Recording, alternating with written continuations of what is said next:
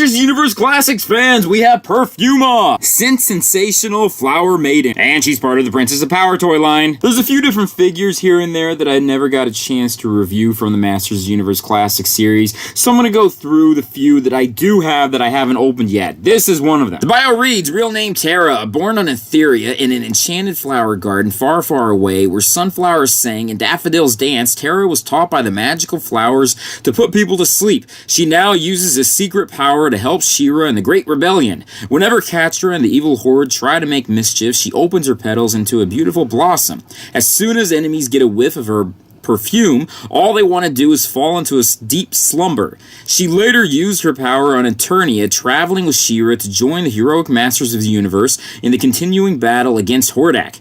With power over everything that grows, Perfuma's enemies come near and are put to sleep with her floral aroma. Even Hordak couldn't stand the beautiful scents of Perfuma's magic and had to beg She-Ra to take her away. Perfuma was one of the last figures to be released from the Princess of Power figures from the Masters Universe Classics line, so a lot of people were very happy that they did get her. But anyways, let's go ahead and open her up. And here she is! She comes with like a headdress. It's pretty much like the head of a flower. She also comes with a very standard shield that a lot of the Princess of Power toy line came with. But she also comes with a huge-ass bazooka type of flower cannon, which I didn't know it's not really a bazooka, but I like to think of it as one because it comes out like this, and I like to think this is like a huge-ass bomb that'll blow the crap out of anyone that comes near her. A close-up view of the flower head, you can see they put in some pretty cool detail into it. Her flower cannon, which I know is not really a flower cannon, no one really likes to call it that except for me, but still, her cannon itself looks really cool because they did put some nice vines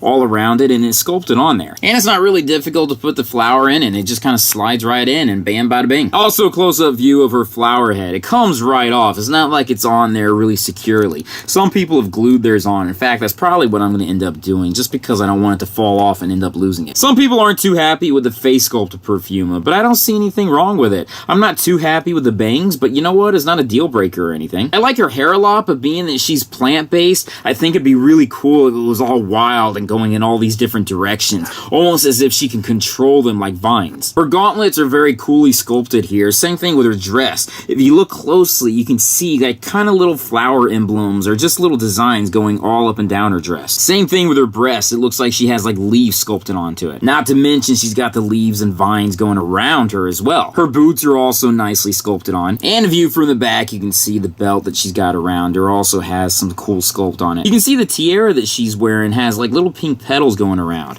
Let me take this off. You can see it a little bit better here. Her flower cannon is so large that it is a bit difficult for her to hold on to. It does have a second handle there, but even still, that's not so easy for her to just kind of prop up because it still just kind of falls down. Her arms are way too loose for that to be done. That's why I think they've always displayed her with this being on the floor rather than her holding on to it. You could use a second holster here. That helps a bit, but even still, that's not something that's quite so simple.